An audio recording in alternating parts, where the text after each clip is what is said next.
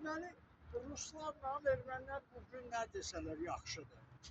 SSR-in vaxtında bir dənə marşal olmayıb. Nə Orta Asiyadan, nə deməli Azərbaycana. Yəni Türk xalqlarından, Azərbaycan xalqlarından marşal olmayıbdır və gülürlər, lağa qoyurlar da. Bu mənada deyirlər. Yəni Kürt beyindilər, belə elə. İndi baxın görün. Bu cəsur generalı yəqin ki tanıyırsınız, Həzi Aslanov. Çox cəsur adam olubdur. Nəyə görə deyirəm? Bu vaxtında o 45-də bilsəydi ki, 90-cı illərdə bu ruslar tanklarını Bakı şəhərinə yeridəcək. Bəlkə də o 45-də